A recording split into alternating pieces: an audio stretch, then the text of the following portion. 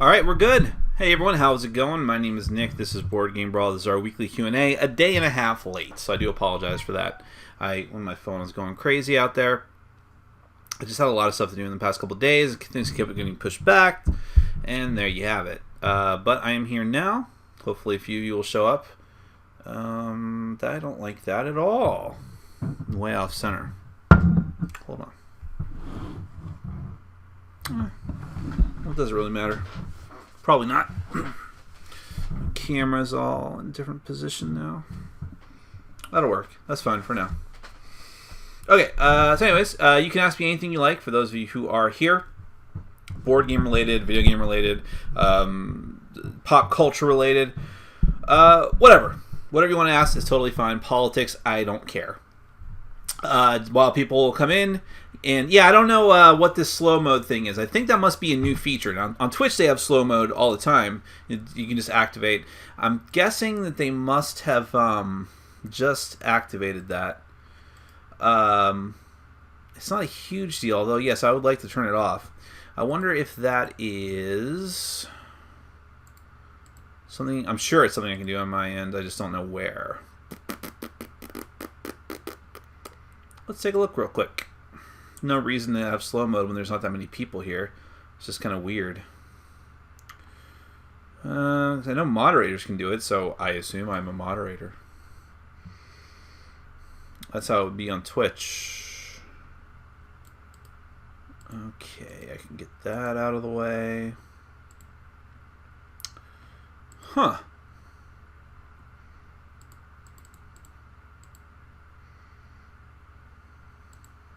I don't know. That's strange. Okay. I don't think, hold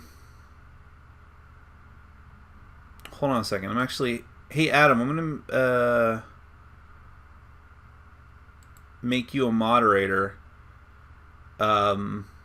Just, let me know if you can turn slow mode off. I don't know. It might happen automatically. Anyways. What's going on? So I have 3 videos. I have one of them actually already uploaded. I just don't want to put it up by itself. 2 videos I'm just finishing up. I thought I'd have time before the Q&A tonight. I didn't have time, but it is going to happen tonight. So you'll have this in the archives. You'll have the archived version of this plus 3 other videos going up on the channel sometime during the course of the night. I have to try desperately to work and get a preview done before bed tonight, which kind of sucks. And then I have a lot of previews I just let stack up because I wanted to get other content done. So you'll see some of those things. And then hopefully you'll get at least one more review before Wednesday. And some of those previews will be going live. Some of them won't be. Whatever. Then hopefully for the end of the week, you'll have another, let's see, hopefully a Lost Reviews. I don't know. If I could do a regular review, I'd prefer to do a regular review than a Lost Review. But Lost Reviews are a little bit easier on me. But you'll see some of those things. And, of course, my side project is BGB Live, which is where I play video games on Twitch, and occasionally I'll do board games, too. Now, I should stress, and, just because no one's actually said anything about it, but I'm going to play video games anyways. Because I need to. I like doing it, and it helps me unwind, and it's not stressful. I like doing this and doing my board gaming channel, but it's a lot of work, and it is stressful to do reviews in addition to my full-time day job. So BGB Live was a way for me to be on the air and having content for people while also having fun and unwinding, because it's not work for me to just stare at the chat and answer. It's actually fun for me to play a video game and also look at the chat and answer questions. So I don't want anyone to feel like I'm doing something that's taking away from the board gaming content. I wouldn't be doing the board gaming content during that time anyways. So if you want to join me over there, I'm not going to plug it too much. BGB Live on Twitch, BGB_live. There's also a YouTube channel, just BGB Live, B as in boy, G, B as in boy, live, where you can see archived videos and previously recorded stuff. So I just put up all my Prey videos from not the first time I played Prey, but the first time I played the full version of Prey. So check that out. God, I always hate how much even on this table, I'm hitting it's bouncing up and down a lot. I'll try to cut back on that. I like to be animated on the table, though. Okay, let's go to some questions that have built up. David Moss says, Nick, I know BGB Live is your new project. What about playing games on PC instead of PS4? I'd like to introduce you to the PC Master Race. Well, I'm already a member of the PC Master Race. No, I'm not, because I actually prefer playing on console if I can. But I have a shit ton of Steam games, and the only reason I hadn't been doing it up to that point is because the games that have been coming out, you gotta understand, I just got my PS4 and I'm just getting into video games again in the past couple of months. So this is like me rebooting as far as video games go. And so some of the new hot games I wanted to play happen to be available either exclusively on PS4 or on both systems, and I kind of prefer playing on console. So that's why the version... Also, my PC is okay. Like, I specifically got this PC a few years ago with a good processor, like an i7, in order to do video editing better. But it still can't handle some games. So, for instance, Prey, I think, would have been too much for it, even though that game's not, like, amazingly looking? Whatever. So I got it for PS4. So, also, I got, like, some games like XCOM I got via PlayStation Now, which I could do through on PC, but I'd still rather play it on console. Now, having said that, for the first time last night, I did some PC streaming.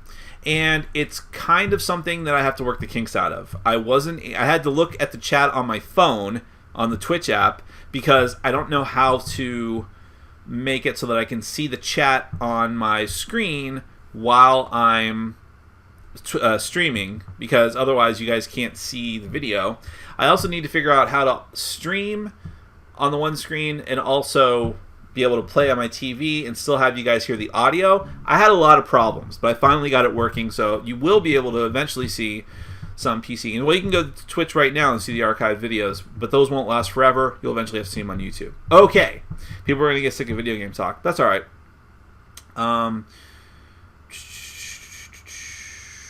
I'm glad this is a better time for you, John, although this won't be all the time.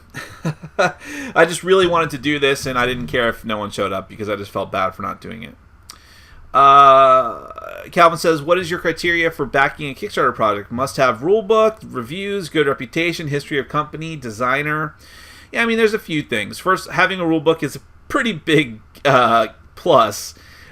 Because a lot of times people just have a concept of a game and they say, I mean, look, I don't want to be a hypocrite about that. The biggest instance of that, of me breaking that rule, was Kingdom Death Monster the first time around.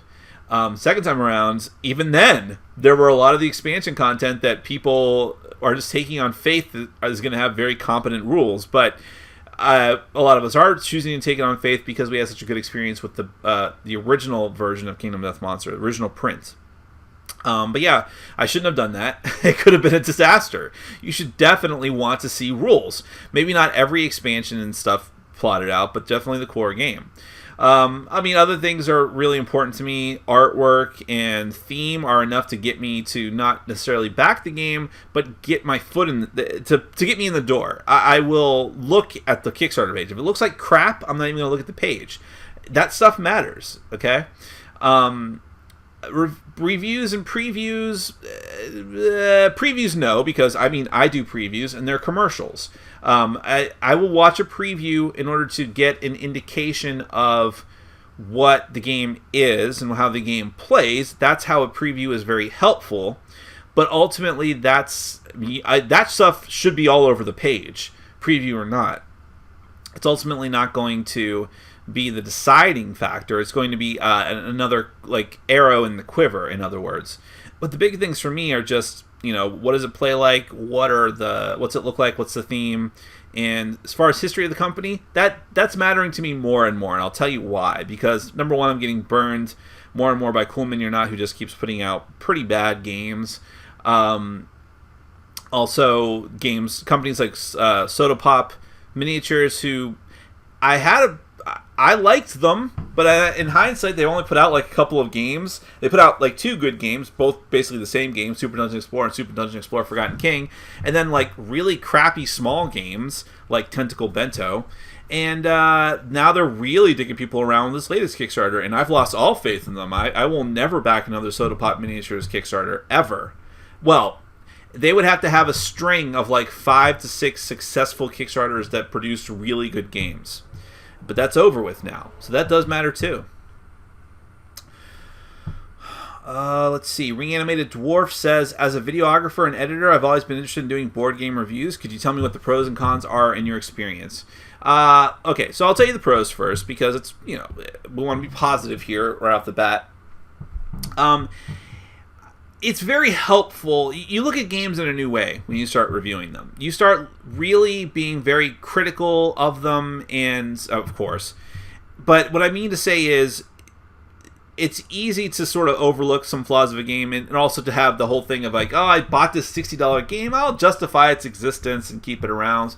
When you're a reviewer and you have to look at things in maybe a harsher light, a more truthful and realistic light, you really start separating the wheat from the chaff, and I find that very helpful. I like that. I like that I've become more discerning in my tastes and won't tolerate an inferior game. And that makes me sound elitist, I know, but there's a lot of crap out there, and I think I would have been more forgiving of some of it if I wasn't a reviewer.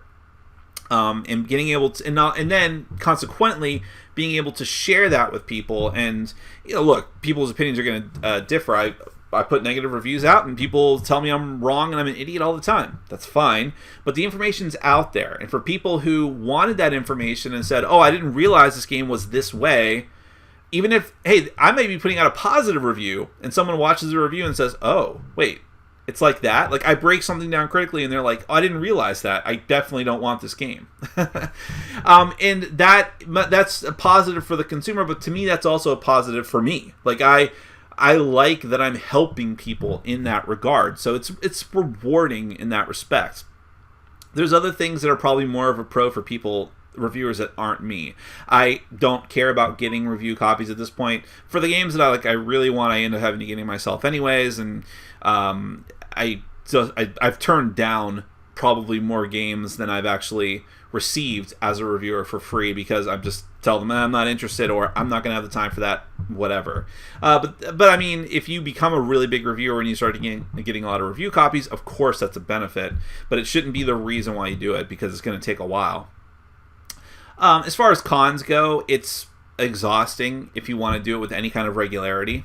That's the problem I've run into. I try to keep a full-time job and also put out content for my audience with some degree of regularity, or try to at least. There's also a thing of trying to make one of your hobbies into a business. Now, I make money off of the channel, and I make money from my paid previews, and it's not a lot. It's just a little compensatory thing, and it helps. But that goes into my calculation of, okay, I need to get out content. I need to push out this content. I need to do something this month. But when you start making those kind of decisions about something that you love and that you care about and that you have a passion for, you can find yourself getting a little bit dispassionate about it. You're taking something that's a hobby, and like I said, you're taking something that's a hobby and you're making it into something a little more cold and clinical, and that can be a danger. And it's one of the reasons why I enjoy my Twitch streams for video games, because I don't have to do anything other than play the game. And I do kind of care if I perform really badly, which happens all the time. It's going to happen. But for the most part, I'm just playing the game and, chatting with people, and it makes me happy. I don't feel like I need to do it a certain amount of times, because I'm going to do it anyways. Whereas with board gaming content, it can feel like a chore sometimes. Playing the board games, not so much. But that's the thing. Okay. David Moss asks, I'd like to hear your thoughts on Seth Rich. I know it's somewhat controversial, but my brain is melting with this tinfoil hat stuff. I'm having a brain fart, David. Seth Rich is... Oh, wait, that's the... I hope I'm wrong on this, because it's a really shitty story. Not that I blame you for bringing it up, but Seth Rich is the... Yes, that's the whack job conspiracy theory that... Yeah, I'm looking at a headline right now. The Seth Rich conspiracy shows how fake news still works. Yeah, it's total horse shit. What it is you'll notice that the Seth Rich story actually happened before the election. If you guys don't know, Seth Rich was a DNC staffer who was murdered in the middle of the street. He was purportedly a mugger or someone, but while I think the mugger took some things, he left like the wallet and like his watch or something, right? Supposedly. Now, because he was a DNC staffer and because days afterwards, a bunch of WikiLeaks documents were released by WikiLeaks and Julian Assange regarding the DNC, and because I guess he had some hand in it, or people thought he had a hand in that, there was a conspiracy theory that Julian Assange was supporting that said that the DNC had him killed, or that Hillary Clinton had him killed.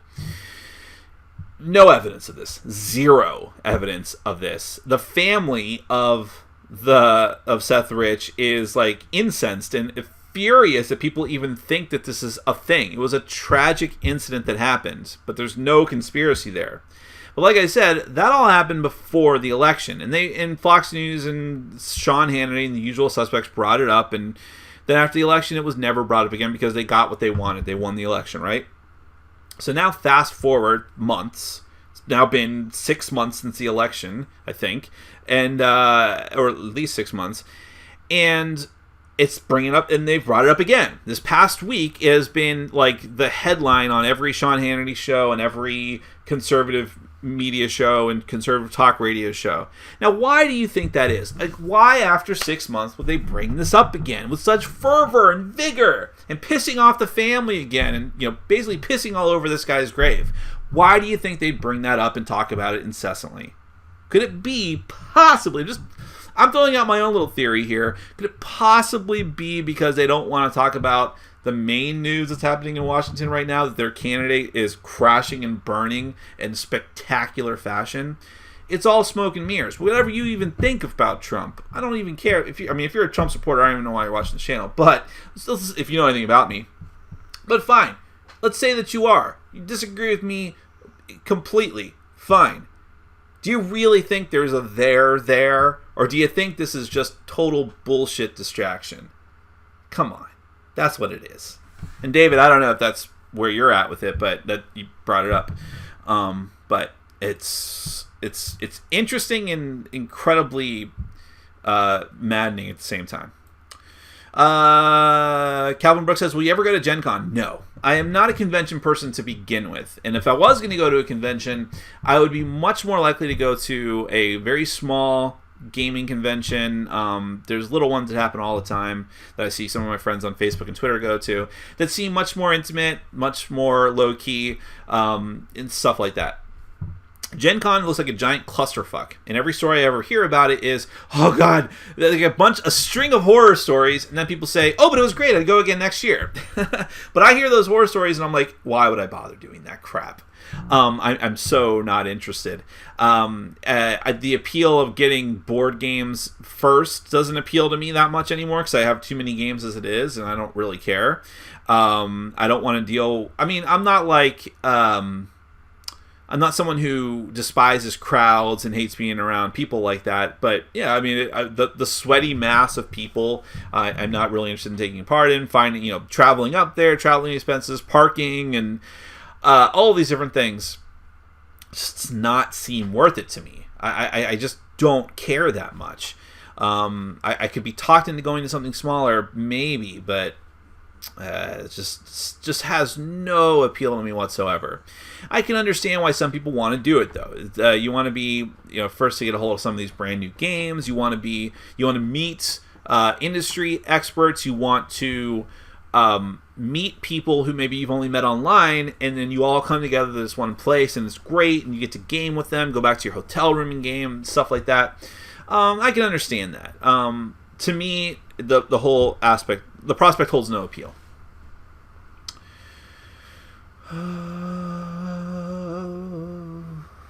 Could you rank off the top of your head the best Marvel Netflix shows? Well, first off, let's just list them. There was Daredevil, Jessica Jones, Luke Cage. I'll roll Daredevil Season 2 in with Season 1 as just Daredevil. Well, yeah, we'll do that. None of the other shows have had a Season 2 yet. Luke Cage, and then Iron Fist. Alright, so I will say right off the bat, I have not watched Iron Fist, so I can't really judge that. Maybe it invalidates your entire question, but I've heard it is awful. People I really respect have told me it's not good. People who are incredibly forgiving of the Marvel Cinematic Universe, who would willingly tell you and fess up to being Marvel fanboys, have said it's not good. So I have really not felt inclined to watch it. Maybe if I run out of previously recorded videos to catch up on, I will not bother with it. I will get around to it. Maybe I will still not bother with it. But you have to take that out of the equation then. So, of the three that I've watched, Daredevil, Jessica Jones, and Luke Cage, this is a tough one for me. I'm going to have to say Daredevil first. Now, here's the problem. Both seasons, you could take either season of Daredevil, right? The highs of the two Daredevil seasons are what make that show worth it. There are some glorious episodes in the beginning and even in the middle of those two seasons of television. The ending of both seasons of Daredevil was absolute shit. And the second seasons was even worse. They do not know how to end a season of that show so far. And I hope I'm wrong with the Defenders, and I hope I'm wrong with the eventual season 3 of Daredevil. Well, I'm not wrong in the past. I hope they fix it. And I hope that they, shove it in my face and say, yes, this is how we're supposed to end it. We're sorry. But they won't, because they don't know who I am. But yeah, but I still think that so many things were good about the two Daredevil seasons that it outweighs that in the end. Jessica Jones, though, is very close in number 2. Because Jessica Jones, while I don't think that it ever got as entertaining as the best of Daredevil, it was consistent. I liked the last 2 episodes as much as I liked the first 2 episodes. Or it maybe even a tiny bit more. But at the very least, it amped up and it stayed at a consistent tone and level of quality. And I liked it for what it was. I've heard people have problems with it. It's a little bit too slow. It's not like the other Marvel shows. But I kind of like that. It was different. And then we have Luke Cage. Now, this is the same thing as Daredevil, honestly. Although I would say even more. I would say like the whole last, how many episodes was it? 10 or 12? But the last third of that show was bad. It went from all right, this is pretty interesting. And then it was okay, it's consistent, good. And then it just turned to shit. Now, I don't know. It's been a while now. I probably could give a spoiler. Fine. Tune out for just 20 seconds if you don't want a spoiler. Okay, go. You should be gone by now. Flip over to another tab. Turn your volume off. When they killed Cottonmouth was the first bad guy, right? I'm getting their code names confused, but I think so. When they killed Cottonmouth, that was pretty much the end of the quality of the show. He was a great villain, and they wrote themselves into a corner with him. Maybe he couldn't hang around because he was going out to film Moonlight or something, the actor. But whatever the case was, when he left the show, it just nosedived. He was very interesting. They replaced him with a villain whose name I don't even remember. Maybe he's Cottonmouth. I'm getting confused. I don't know. He sucked. He was ridiculous. The last fight in the last episode was ridiculous. And it just never recovered from that. Which is a shame, because Luke Cage in the beginning was awesome. It had a lot of potential. Would have been my favorite, but they couldn't write that plane. They just nosedived, just like in the first, just even more so than the first 2 seasons of Daredevil. But supposedly Iron Fist is worse than all of them. All right. Calvin Brooks says, Clank or Aeon's End? Which one would you choose if someone asked you to play? My review of Aeon's End will be going up tonight, later tonight. So I don't think I should say. Well, okay. I will say that I will choose Clank. But I will not say whether it's because I think that Aeon's End is just a really bad game, or because I just happen to like Clank a little bit more. It's one of those 2 scenarios. All right, Adam is helping me out with the slow-mo thing. Go to youtube.com, my live events. On the event you wish to edit, select Edit, Info, and Settings Advanced. I thought I was there. What? That's crazy. Hold on.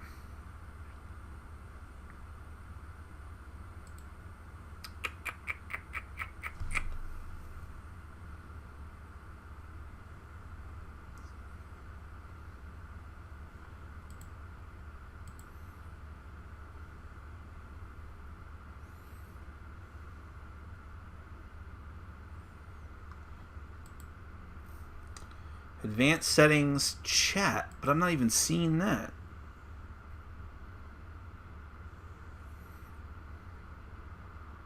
Oh, there we go.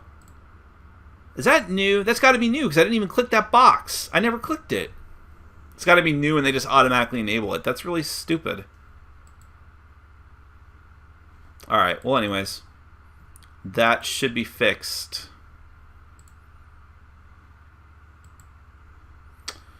Let me see. Did it actually... Yep, slow mode is off. Chat away. Not that I think it matters for you guys, but maybe it did.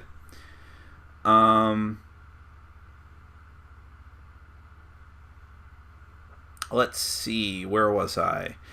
Nick, will you consider... Orchid Yellow says, Nick, will you consider streaming video games live on YouTube as well as Twitch?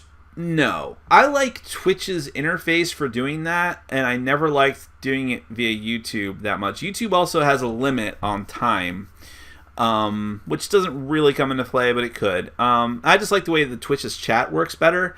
As you guys know, if you're longtime fans of me and coming to the live Q&As, their chat system kind of sucks. So I just think Twitch is better for that, and also... when eventually I want to get to the point where I'm a Twitch partner, I'm a long way off from that, and can actually become a Twitch, get Twitch subscribers and things like that. And YouTube doesn't handle that very well. So I would like to monetize it eventually. Let's see. But thank you, Adam, for your help. I should have thanked you. Sorry. Calvin Brooks says, what are your top 5 Kickstarter projects? Mine is Kingdom Death Monster. Oh, man. I've backed a lot of stuff on Kickstarter, although not that much lately. I think Arcadia Quest was a good one. So yeah, the ones I talk shit about Cool Me or Not Now, there was a time they were really good. Super Dungeon Explorer Forgotten King was still a great project, despite what I'd say about Soda Pop Miniatures now. Man, I'm kind of blanking. What else did I back that was worthy of me saying it was great?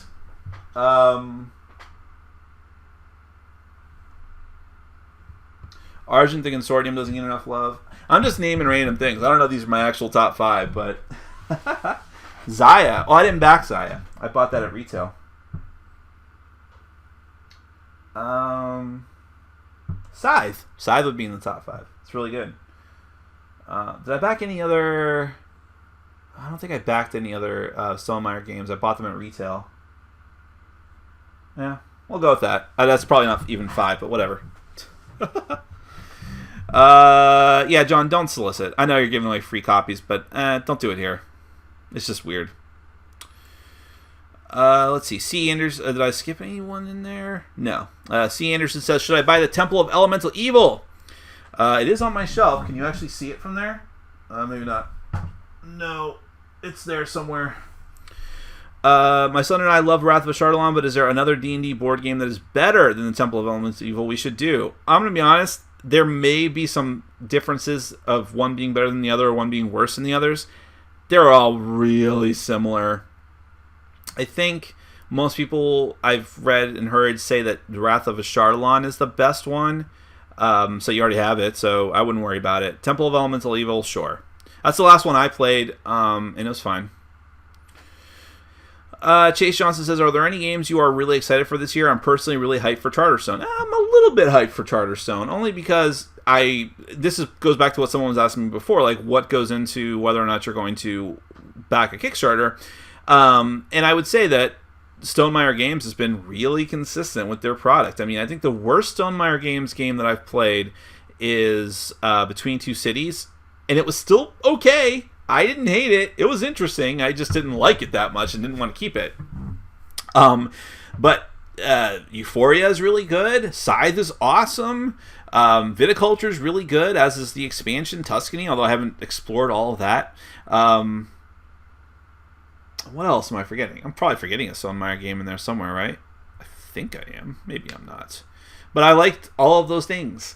And they all look good. And they're all high quality. And I like Jamie Stegmaier. He is a good dude and a very knowledgeable and smart one. And if you read his blog and all of his content, he respects the shit out of his customers. He would never say that because he doesn't curse, but I will say it. And I have a lot of respect for that man. So, yeah, I would be very interested in Charterstone, and it looks interesting. I am a little bit worried because it's him trying to do a legacy type game, which is fine. It could be very cool, actually, but be more of a Euro type game like the games that he's done before. However, I'm a little bit burned by Gloom Haven and its legacy elements, and so I hope he puts a little more skin in the game with this. Also, he did Tuscany, and I think at one point he did sling around the word legacy for that game. But it's totally not. But that doesn't mean it's not going to be good.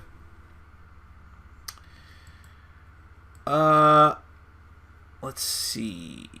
Is there anything else I'm really excited for this year? Well, hopefully we get some Kingdom Death Monster content. I don't know. Hopefully the 7th Continent actually ships this year. I did back that. We don't know. Hey, Nick, good to see you. Joe, how do you pronounce your name? J-O-A with the weird symbol O? I don't want to mispronounce your name, but it looks really interesting. Joe? Maybe you just go by Joe. I'm on the fence on buying 2 games, and I would appreciate your input. Fireteam Zero or the others. Cheers. Well, look, this is always a weird question because who knows what someone's really going to like, and it could come back and bite me in the ass if I tell you the wrong thing. So I will only tell you this. I have played both of those games. I've reviewed both of those games on my channel. You can go and check out my reviews. To give you the capsule reviews of both of them, Fireteam Zero surprised me. I liked it more than I thought I would. It's a neat cooperative game that is simpler than I thought it would be, but not to a fault. I do wish there was more content in the base box as far as the different scenarios, but I still have it. It's still on my shelf. I haven't got rid of it yet. You can see it right behind me. And I think it's decent. I was very disappointed in the others. I like Eric Lang's design for the most part, but I think he's been in a slump. And I know he's doing very well, but I personally think that the quality of his content has been in a slump. And the others was the surest sign of that. I thought it was boring. I thought it was overly finicky and fiddly. And staccato, and how you're going back and forth between the Overlord or whatever it's called and the players just didn't work for me at all. And ugly, really ugly game.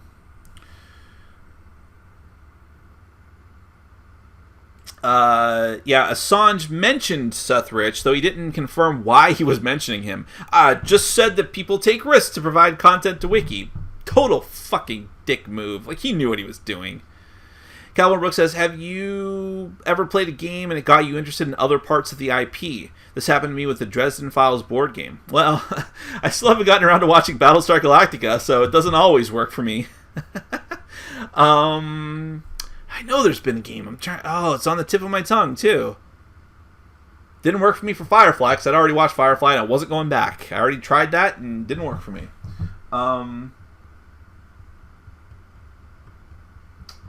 No, I can't think of anything. It didn't work for me with Naruto. I still don't know. Or Naruto, excuse me. It's insane how... I talk about this on one of the videos that we have coming up. It's insane how much people from my Naruto board game review were offended by me mispronouncing the names, for Christ's sake. But it doesn't happen that often. But one day I do want to get around to watching Battlestar Galactica. Bad ending and all. John Rapp says, Trump's board game was not good, in my opinion. Well, I think that's the consensus, but I think people are giving it... I think there was this... I don't know if it's happening now, but I know a couple months ago I checked, there was a small war going on in the comments section of the Trump board game on BGG, with people leaving negative reviews just to shit all over Trump, and people leaving positive reviews. So Trump 2016, and, well, at this point, Trump re-election, or whatever. But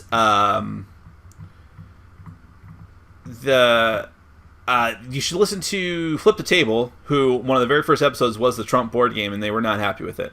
C. Anderson says, I'm pretty sure Trump supporters play board games. Yeah. I didn't mean that. When I said that I don't know why the Trump supporter rewatched me, I said if you know me, because I've been very outspoken about my political beliefs on the Q&As before. I don't put it into my other videos, but I think those people back during the election would have jumped ship by now. SBSP12 says, do you do rants? Well, on here I do, I guess. I can't help it when people ask me certain questions. I don't do, like, videos where I just rant like the Angry Video Game Nerd or Angry Joe. I tried something akin to that, but not a rant. When I don't even remember what I call the series now, but I did a couple of videos like just talking about something, a concept or an issue at length, and it wasn't really warmly received, and it was hard work to come up with good content for that, so I didn't really continue it. Calvin Book says, if you had to team up on a regular basis for a podcast or YouTube channel with another well-known board game reviewer, who would it be and why? I don't know. I don't watch a lot of other board game review channels or listen to any podcasts for anything now. And I don't know, I feel like I would be insulting to some of the people I do like and respect if I didn't mention them just because I happen to pick another person. But I mean, there's people that I highly respect and wouldn't mind teaming up with if they wanted to do it. And Rado and Joel Eady of Drive Thru Review, and just a lot of people I've met who I'm friends with on Twitter and Facebook. I still probably wouldn't do that though, because I'm just kind of doing my own little thing over here and put out content occasionally, and no need for other people to be relying on me for content, and I'm sure they wouldn't want to either. So yeah, that's fine. Hold on. See, this is what I'm talking about. YouTube just goes haywire sometimes when I try to scroll through comments. It might be my computer. It might be my browser.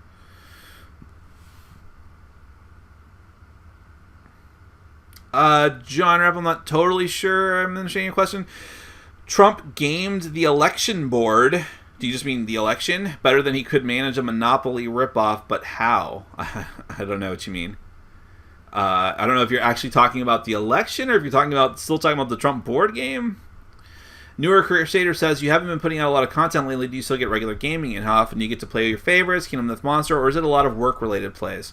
I wouldn't say it's all work-related. When my group does come together, and it's, I would say I still game every week, but it's not as often as I used to. But when I do get my main group together, we'll play some stuff just for fun, because you have to. If it's only like I need to review this, then it just feels like work at that point. And while putting together the videos feels like work for me, I never want playing them to feel like work. Then I would just stop altogether. David Moss says, did you listen or watch Jon Stewart? I feel like he was the most effective at pointing out hypocrisies. Bill Maher and John Oliver are the closest I feel like liberals can get. I was not into Jon Stewart's Daily Show while it was on, and I don't know, I think I was just, while Obama was president and things seemed to be okay, I wasn't as into politics. The times I've been most into politics are in really contentious election years. This past year, and the first time I was actually eligible to vote in a presidential election and gave a shit was the 2000 election. And we saw how that turned out. But I was in it, man. And I mean, it did seem like it could go either way, so I was really involved. And then I just kind of 8 years of Bush really killed a lot of my enthusiasm. That didn't help things. So I was out of the election politics for a very long time. Not that Jon Stewart just talked about elections, but, that was mostly his thing, was Republicans and Democrats and pointing out the hypocrisies of both. And I would watch highlights sometimes, but I just never made it a point to watch the show. It's hard for me to watch any daily show. Okay, that's the Daily Show, but any show that's published daily, it's hard for me to watch. And it's weird to catch up on a show that's topical, because it feels like old news even a few days later. But as far as Bill Maher and John Oliver, I'll tell you what, John Oliver, the first 2 seasons of his show, I was all over it.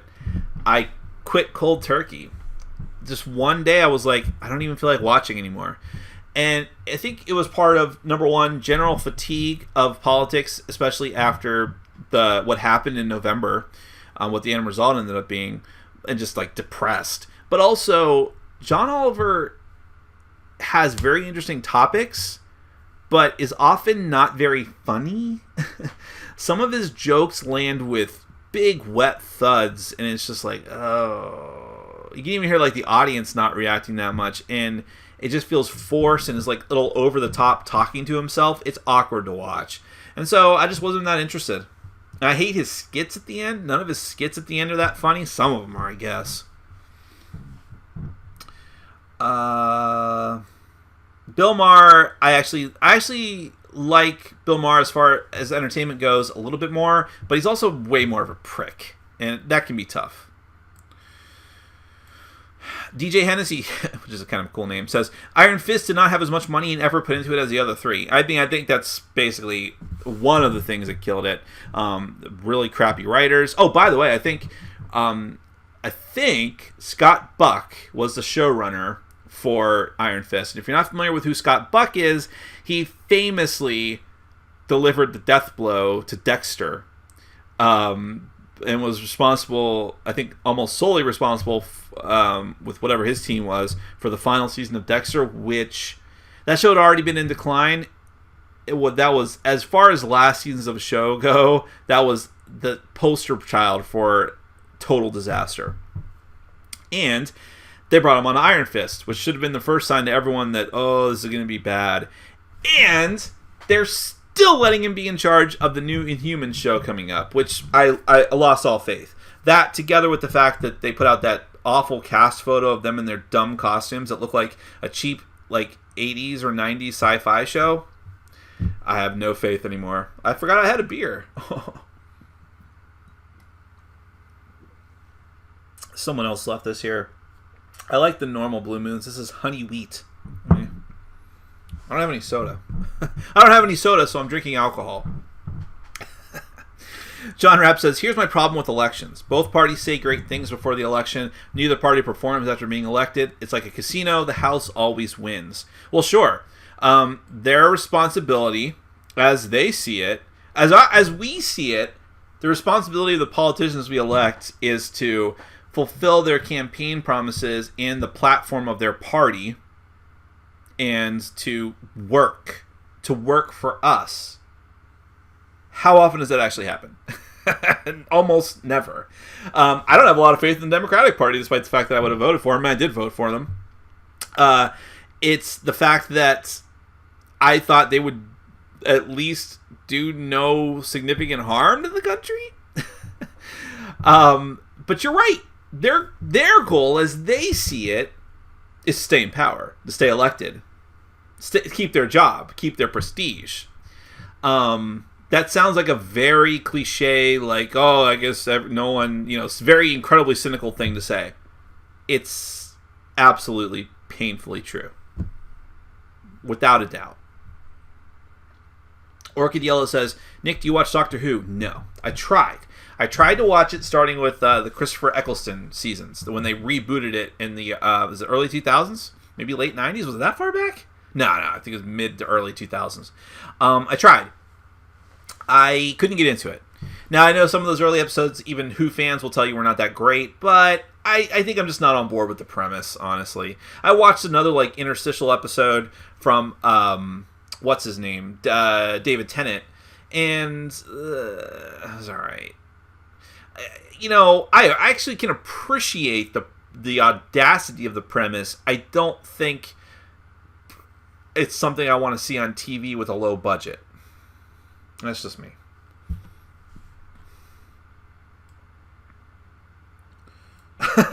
Adam had to leave right when I finally took his advice and fixed the slow mode. Oh well. He was a great moderator for that small amount of time. Avsteria Gaming says, I remember last year watching you because I was in the deck building games. Great recommendations. Thank you very much. What got me into your channel was seeing you in a live Dice Tower game. Awesome to see you. Well, thank you so much, Avsteria Gaming. I do appreciate the praise. If I'd known it was all praise, I would have probably not read it just because I don't want to seem like an arrogant dork, but I still would have thanked you. Calvin Brooks says, do you think Hellboy reboot will be good? Will the Inhumans show be good? I just answered that. Is it supposed to be like Game of Thrones with Marvel characters? Now look, if they did that, that would be great.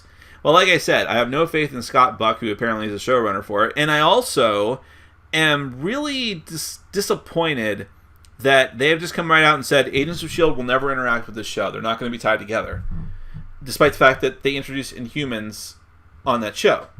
Now, I can understand them wanting to make the Inhumans more special and have the royal family and say, well, these are them and those Inhumans are the cheapo Inhumans. However, you have to acknowledge them. You're supposed to be doing a cinematic universe. And I don't think it would have been wrong for you to use some of those great characters, at least in the pilot episode, to like blow the lid off the whole thing and say, oh my god, there's an inhuman civilization we haven't even known about, and just have a great thing about it. And instead they're like, nope, two separate things. They're going to do their own thing. It's just dumb. I have gotten nothing but bad vibes since the initial announcement. And I hope I'm wrong. I like the Inhumans. I'm not like a huge fan of the Inhumans. I'm not a huge fan of the comics in general. But I like the individual characters, and I hope it does well. But I don't have any faith. Do you think the Hellboy reboot will be good? I hope so. I also haven't read any of the Hellboy comics, but I liked the first movie a lot. I didn't like the second one that much, but I appreciated the visuals and things. And who's the director? I forget who the director was for the new one. No, I know it was Guillermo del Toro for the first two, but I can't remember who they got for this new reboot. But I know they got the guy from Stranger Things who played the grizzled drunk cop who is going to be playing Hellboy, supposedly. I think they're still just in early talks now. What are your thoughts on Gloom Haven? I will probably never do a full review of it. I will probably do a lost review segment on it. But just to keep it very brief, I didn't like it. DJ Hennessy says, have you checked out Dust 1947, aka Dust Tactics? If you haven't, they are doing some great things and are self-published now. I've heard a lot of good things about Dust, and I know they've had a series of board games. Like, they've had some from like a long time ago. I'm interested in it. I mean, it's alternate World War II with mechs, I think. That's part of it. But I don't need another like miniatures war game. And I know that's not quite what it is, but I think enough of it is. I like the theme though. Chase Johnson says, also you did a preview of End of the Line a while back. Is it worth picking up? I vaguely remember that game. I can't really say. I don't even mean that just because of like I did a preview for it. I can't say. I mean like I didn't play a final version of it. I don't remember enough about it. Don't go off my recommendation. Aiz says, any thoughts on Deep Space D6? Reprint plus expansion supposed to come via Kickstarter tomorrow. I don't know. I almost wrote Depth Space. Let's take a look.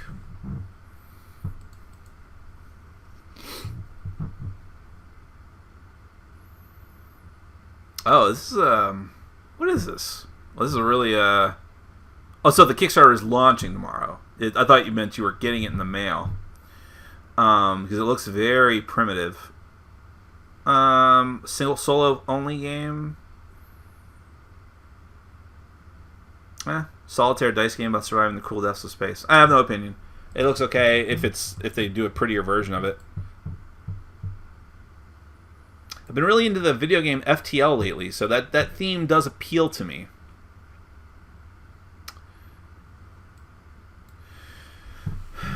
Martin Johnson says, I am glad this is on when I was awake. Usually this is on at 3 a.m. in my time zone. Yeah, I mean, that's one of the things. I've thought about, like, always mixing it up and having it at a different time every week. Ultimately, consistency is better for this type of thing, for getting regular people to show up. I mean, like, people to regularly show up, not regular people. Not weirdos like you. That's not how I meant it. But, yeah, it is fun to hear from different people. Derek Porter says, are there any other games out there with chibi-style minis like Arcadia Quest, Super Dungeon Explorer? I'm very unhappy with that company right now, but if you can get a copy of The Forgotten King, it's still a decent game. Other ones, there are other chibi-style games, not so much. Ninja All-Stars is terrible. Don't get that. Mariano Tirado Hernandez says, where's my Arcadia Quest Inferno review, you fuck? I added the you fuck at the end for myself. It's somewhere. It'll happen eventually. I'll get to it. It's near the top of my list. Orchid Yellow says, Nick, what is your favorite song from the 80s? The 80s had so much good music. Don't make me choose. I couldn't choose, man.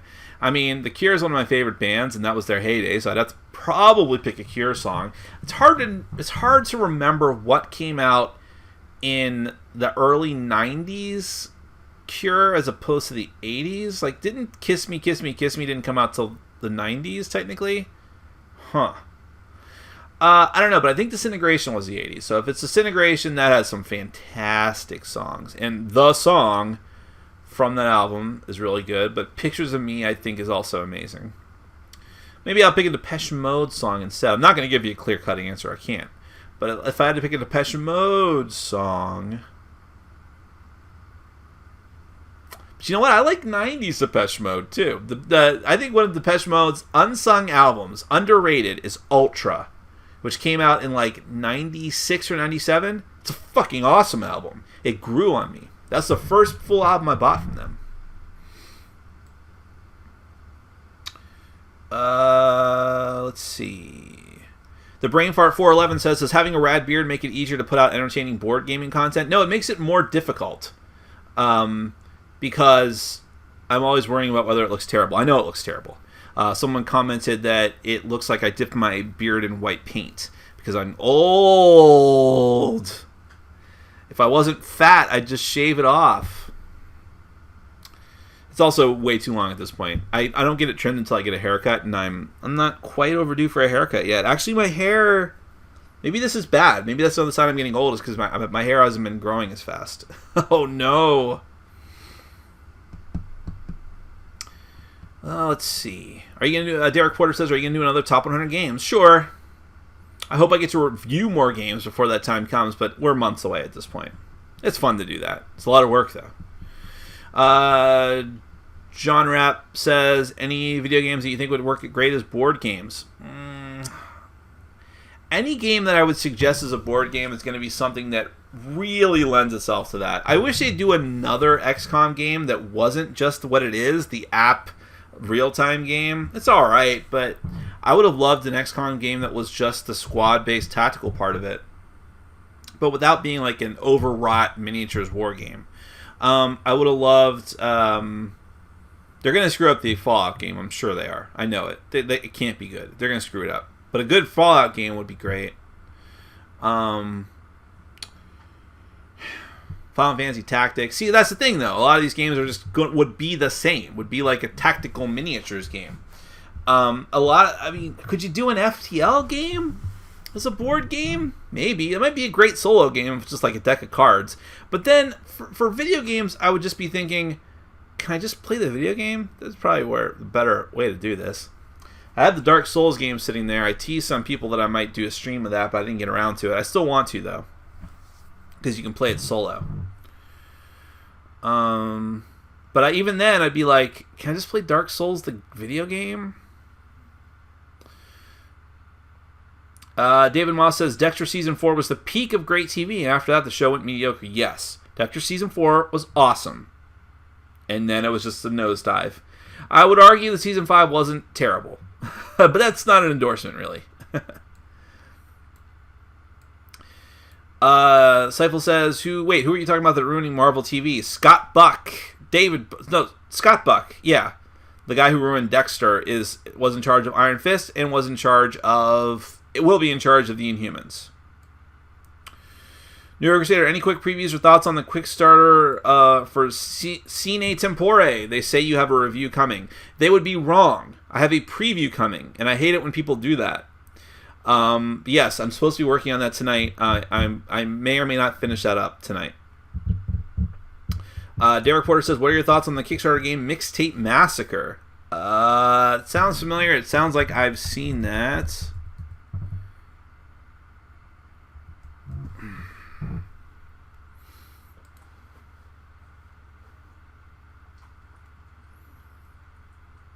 I have not seen this before. When something says it's the ultimate horror board game, I immediately assume it won't be. I was also very disappointed in... Oh, that was Kickstarted a couple years ago. Wow. Somehow I missed that. I also assume it will be as bad as... What was that one? Damn it. The one I reviewed about, like, Friday the 13th type game that ended up being bad. I don't remember the name of it, but it was bad too. I hope I'm wrong, though, because that's a fucking killer theme. I voted, before Plaid Hat Games just decided we're just going to do Dead of Winter ad infinitum because it's making money, and why bother doing something else? They let people vote. Whoever pre-ordered the game for them were allowed to vote on what they wanted the next Crossroads game to be, using the same basic systems as Dead of Winter, but with a different theme. My vote was actually for I forget what they actually called it, but it was a slasher, Camp Crystal Lake type game. So I thought that's an amazing game for the Crossroads system. And you can have different villains, different monsters that they have to fight. It's just great. It's a great idea. And they ended up, the majority of votes went to space, which is so, like, that could be interesting, but it's just so cliche at that point. My other choice was samurai. I thought it'd be kind of interesting. Willie Loomis says, are the Inhumans not on the moon anymore? I haven't collected comics in years. I thought they still were. I thought Adelon was still on the moon, but maybe I'm wrong, because I haven't read it either. Martin Johnson says, do you do any charity work? I haven't done some in a while, not because I made a concerted effort not to, just because I haven't. I had donated my preview time to the Jack Fossil Memorial Fund for a while. In fact, I will be doing, finally, because not for my ends, but they'll finally be launching one of those Kickstarters very, very soon for a game called, I think, Headhunters. And so check that out. That should be hitting Kickstarter, I think, this week. And I'll be doing a preview as soon as I can. So I donated my time for that. They had the highest bid on that charity auction.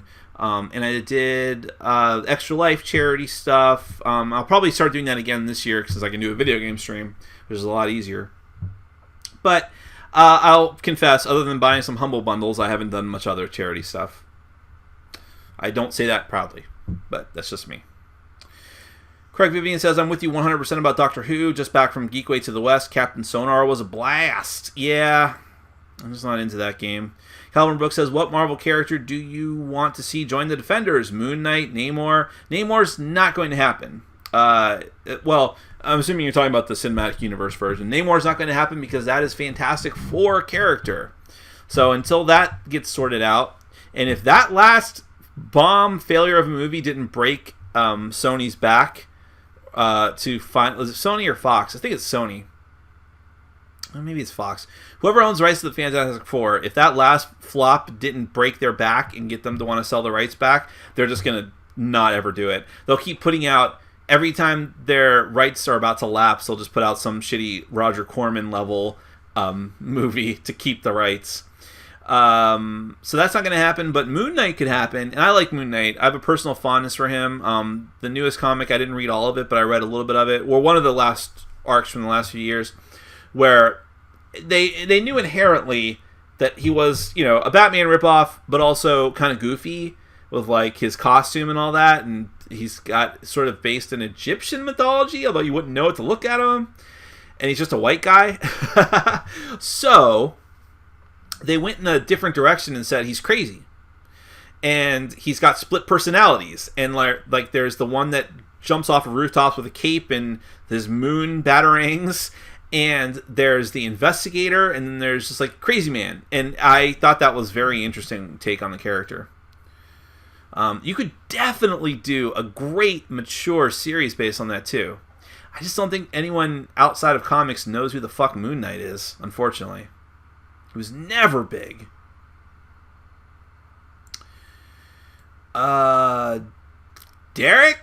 I don't know what you're yelling at, Seifel. Robert Power says, hey Nick, interested in your thoughts on Star Wars Destiny from a mechanics point of view. I know plenty of people dislike the CCG model, but I haven't seen many complaints as far as the actual game is concerned. I have not played it enough to do a thorough review, which is why I haven't, and so I can't give you the kind of total breakdown you're probably looking for. I just know I didn't like it very much. From what I remember, and it's been a while since the one play of it that I had, I just thought like it didn't do anything revolutionary. The dice system was interesting, but I also thought it was kind of clunky. I thought to myself, I remember distinctly, if I'm going to play a CCG, which I don't like to do in the first place, but if I'm going to do that, if I'm going to play a collectible game, I would rather it be something that is very fast and plays quickly. I mean, that is one of the primary advantages over a collectible, quick battle one-on-one card game as opposed to a full board game. And I felt like Destiny Dice was just slow and plodding. Realizing that it was just our first game, I understand that could come out of the wash with repeated playings where everyone knows what they're doing, like, but I just felt like it was dull to me. And also, I'm not into Star Wars enough for me to care about it. From that perspective, at least. Son of Satan as a defender? Well, you mean, what's his name? Isn't it just Hellstorm? Yeah, because I play him in Marvel Future Fight. That would be interesting, but they won't do it. I don't think they're going to go that far into...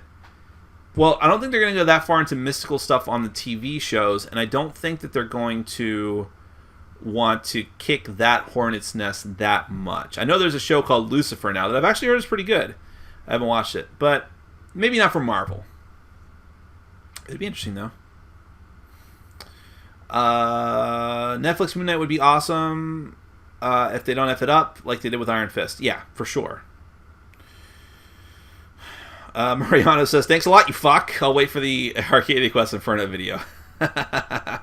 Yeah, I know. I'm terrible. Tamara D says, the dating advice? Tamara, if I I can give you advice on how to never date again. Step 1. Have a beer that looks like it's been dipped in paint. No. I'm terrible at dating. Part of the reason is I'm... For someone who is me, who looks like me and is named me, I am far too picky, and I shouldn't be. And I don't get enthusiastic about dates the way that I should.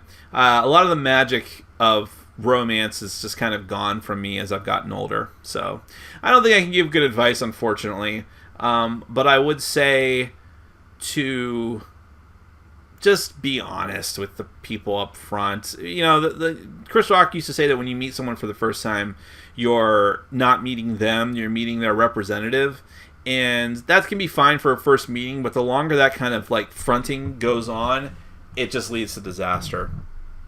Also, speaking long term, definitely live with someone first before you even consider taking it into the marriage category. John Edwards says, Princess Maker the board game? You know, I own one of the Princess Maker games. So I think I got it on a Steam sale, and I tried to play it once, and it was so old school. I was super turned off by it. Also, it's weird. Calvin Brooks says, would you be interested in meeting up with your subscribers? Well, I would be interested in maybe doing some cool events if people were down with it, like one of those like meetup things that other people do. But yeah, I mean, I wouldn't mind it, but I've never really given a lot of thought to it. Stream the Dark Souls game. Seifel says, I will. Maybe I'll do it Wednesday. That would be the next time I can have the time to do it. Stream it just to make me jealous. From what I understand, you won't be jealous when you actually play it. Or when you actually see it played. Orchid Yellow says, Nick, do you prefer summer or winter weather? Winter! That's one of the things I hate about living in Florida. I miss the cold weather. I miss the changing seasons. Martin Johnson says, have you ever played the Boss Monster card game? It was the second review I ever did on my channel. If so, have you played it with the 5 and 6 player expansion? No, because I'm not a masochist. So, Boss Monster is a game that I regret my review of. So much so that I did I think I did a 1 year later review on it to correct the record, because I played it a few times and then I reviewed it, right? And that was very early on in my board gaming career. I was excited about anything and everything I got. And I played it a few more times after the review, and my opinion of it nosedived. I keep using that phrase. I don't know why. I just ended up really not liking it very much. I never bothered. I got rid of it. I never bothered to get any of the expansion content. People were telling me, oh, you really needed the cards from the Kickstarter, which were exclusive forever. And I'm like, oh, well, that sucks. And that put a bad taste in my mouth, too. Also, the thought of playing with 5 and 6 players, in all seriousness, I think that would hurt the game. Like, it'd make it even longer. No way. Willie Loomis says the beard is okay, but you do have the best head of hair out of any board game reviewer. Thank you. The gray is becoming more and more prominent in that, though, too. Nick's hair, greater than Dice Tower, WIP, Drive-Thru, Man vs. Meeple, Rado, Undead Viking, Morundo, etc. Well, thank you very much. Some of those people, I think, don't have hair, though, so... Seifel says, to be fair, 2 out of 3 main Dice Tower reviews don't even have hair. Yeah, there you go. See? Derek Porter says, the Friday the 13th game is at Crimson Creek or Camp Grizzly. Camp Grizzly! That's what I was thinking of. Love the art style. Great idea. Bad game. Really disappointed in that. Seifel corrects the record also with new Adelon from the Inhumans is now on Earth. There was a war between the Inhumans. Have to travel to the Kree homeworld, save Black Bolt, destroy Adelon on the moon. They build one Earth, floating sea type thing. Nerd! John Edwards says, will you try to stream a board game again? Absolutely. Now that I'm being coerced into it, I will definitely do Dark Souls next. For better or for worse. Just because I'm streaming a board game doesn't mean it's good. We'll find out together, won't we? Fox owns Fantastic Four. They are running into the ground. So how come they never did anything with Fox and the X-Men? Wouldn't that have been the logical step?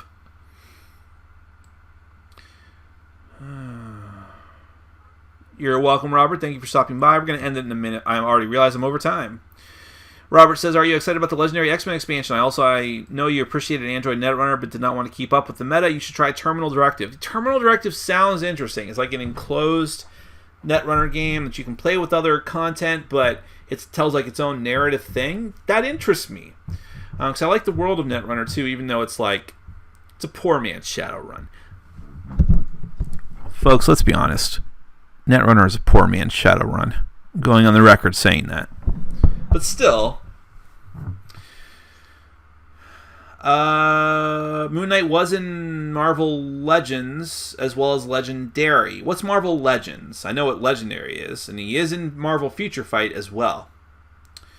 And he's actually a top tier character in Future Fight. He's the only character. He's one of like 2 characters that are viable on Combat Hero Alliance Battle Days. Do you own any specialty game inserts? Endgame says, do you own any specialty game inserts? Are there any you'd recommend? No, I don't like those things. I think they're a waste of money. I really do. I really think those game inserts are a waste of money.